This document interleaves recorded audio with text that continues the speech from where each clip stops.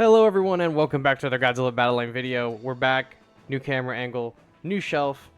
I love it. Now, on to what you're here for. The new best wave to farm. The new best wave to farm in All-Star Battle. As some of you might have deduced, some of you longtime All-Star Battle players, Toho has recently changed up some of the waves. Traditionally, for the last, I would say, year plus, year and a half, maybe more, the best wave to farm during the first half of the event was always waves 31 through 33, because on 33 you would get a wave of it with a destroyer leader, and he would just pretty much spawn larvas, and each individual larva counted as a kill. And they spawn in groups of 5.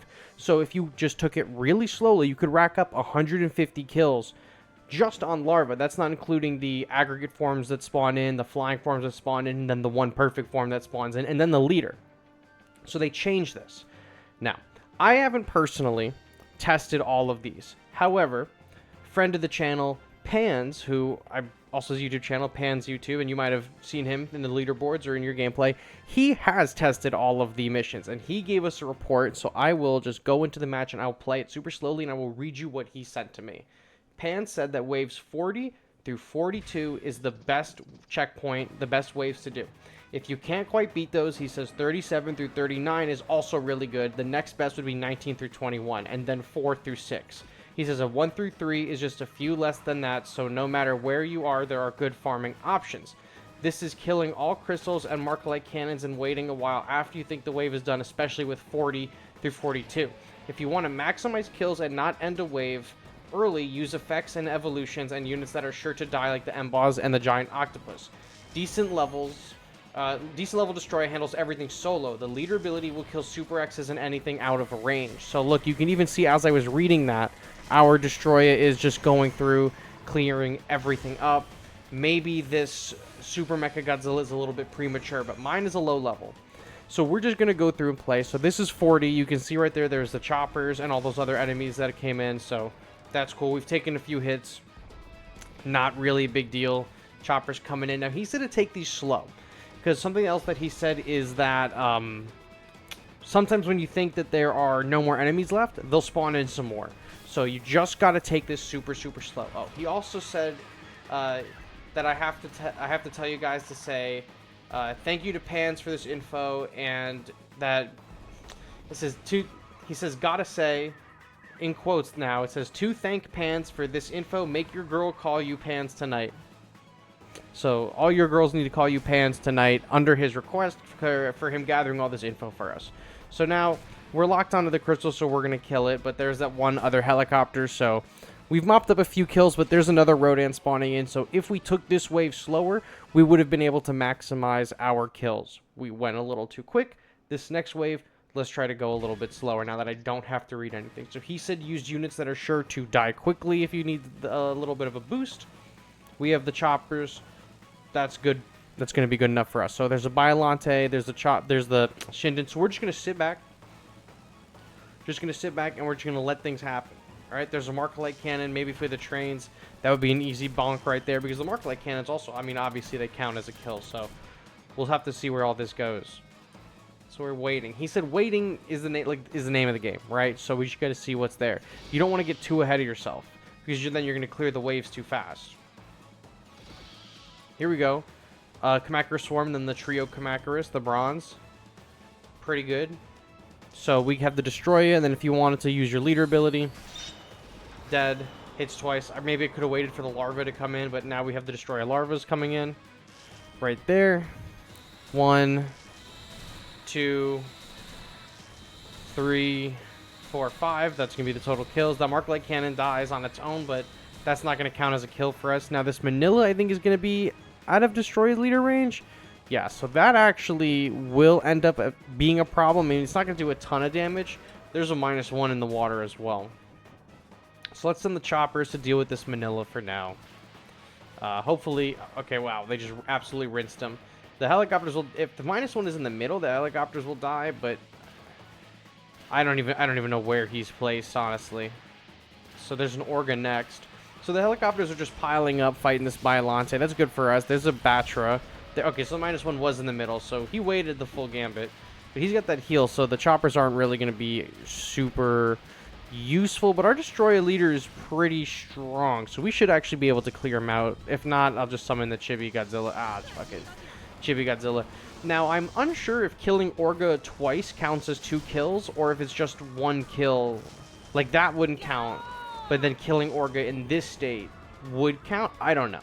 I don't think so. I don't think that's how that works. But, so we killed Orga, killed the -1, killed the Batria. We've taken a lot of damage, but I'm not, like, super worried. We can always, you know, shuffle for Psychic Chorus any day now. There it is. So we want to hit that before Chibi Godzilla runs through this crystal. Try to get some health back, right? So I think that's all the enemies on 41. And then we'll move it to 42, and we'll also take that one super slow, and then we'll see what the deal is with that one.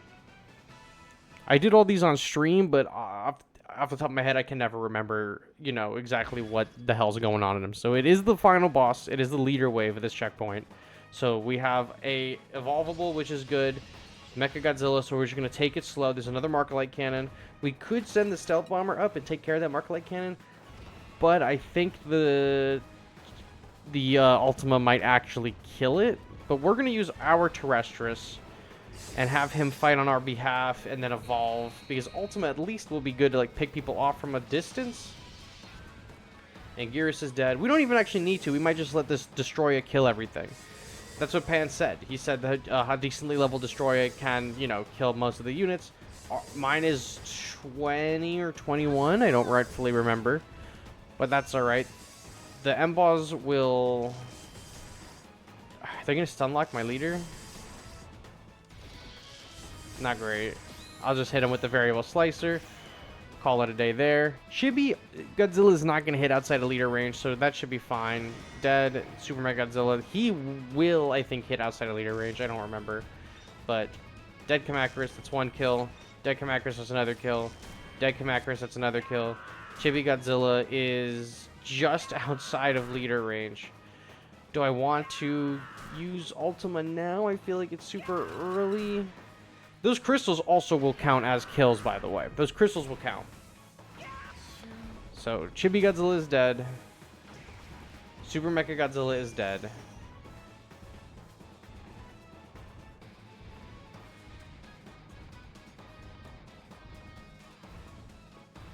Shinden, okay. He's going to distract the Ultima for a little bit. So, you just got to take these slow. I think I'm jumping the gun on these. You got to take it slowly. And Pans also said...